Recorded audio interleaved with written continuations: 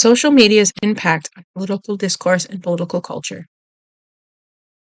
Social media has had a big impact on society today, as it has opened up multiple opportunities to learn more about a certain person.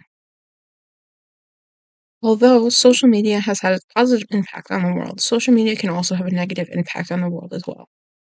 Something that social media really messes with is political culture and political discourse. Social media has messed with these two things in a way that it changes how certain people feel about politics. Social media's impact on these is changing the way a person thinks about politics, and as a result, it influences them to make bad political decisions about what they have seen online. Political discourse has been affected by social media, as political discourse plays a critical role in shaping public opinion, influencing policy decisions, and supporting democratic participation. Even though social media may seem like a great thing for political discourse, there have been challenges that have arisen due to social media. One of the most important impacts in political discourse is free expression. Free expression helps people to express what they believe in, and in politics it is very important for self-expression, as for more people to learn about certain political parties more, and if they agree with what they believe. Yet there are also downsides to free expression on social media, as some politicians take that free expression and abuse it. For example, an example of this is in 2020 during the Black Lives Matter movement. Politician Donald Trump said many things on the matter. He posted multiple times. He posted on multiple platforms. The president called the protesters thugs and warned when the shooting starts, referring to those exploiting the chaotic environment to steal from local businesses, her in 2020. Furthermore, his support base has also been criticized by the media for being racist and violent. Choi Hong-jun. This was very problematic for multiple reasons, and this upset people for multiple reasons for the fact that he had the boldness to make such post as he was running for president again in that very election that very year. And he wasn't making himself look good by bashing protesters, by calling them thugs and saying many things. This made people switch to the other politician's side. There is also positive things, social media, that help political discourse in a way of people getting known, as seen in the 2008 election. When Obama announced his candidacy in 2007, Twitter had only just started and there wasn't even an iPhone yet. He was quick to pick up innovative media to make his presence felt and effectively marketed himself. Surjit Manpit Karar. Another way that social media helps political discourse is as long as social media has been around, the election around, is most campaigns or the site itself will remind people old enough to vote on election day for the candidate that they support. This was first seen with Obama's campaign manager. In 2008, his campaign manager used social media effectively by sending voting reminders on Twitter and interacting with people on Facebook. Surjit Manpit Karar. Something that affects political discourse is the spread of misinformation. Misinformation and politics go hand in hand, as misinformation spreads like wildfire on platforms such as X, formerly known as Twitter and Facebook. The main social media platform that is the problem and causes political discourse to be impacted is X. Even though misinformation spreads like wildfire on Facebook and Instagram, it usually gets lost or forgotten. As for on X, it spreads fast and quick. X wasn't always the main platform. It was worse when it was bought by Elon Musk and rebranded as X. Elon Musk loosened service terms, causing more radical ideas to be allowed on there, and this caused misinformation to spread up. The rapid spread of false information and fake news on social media platforms represents a major threat to informed political discourse.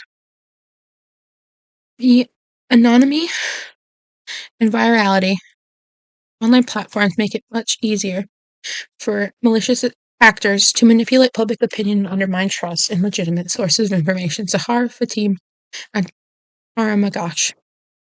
Something that happens on X is people sometimes get stuck in an echo chamber about politics on social media, as social media platforms prioritize the engagement that they get from people rather than the accuracy of sources that lead to people spreading their beliefs to others who believe in the same thing.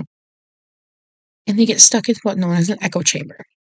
Social media's Social media algorithms often prioritize engagement over accuracy, leading to the creation of echo chambers where users are primarily exposed to information that confirms their existing beliefs, and this can exacerbate existing ideological divides and make it difficult for individuals to engage in constructive dialogue with those holding opposing viewpoints. Zahar Fatim Karamagash. This is proof that social media's impact on these is changing the way a person thinks about politics, and as a result, it influences them to make bad political decisions about what they have seen online. Political culture has been one of the major things to be hit hard by social media because certain things that people put out on the internet. For example,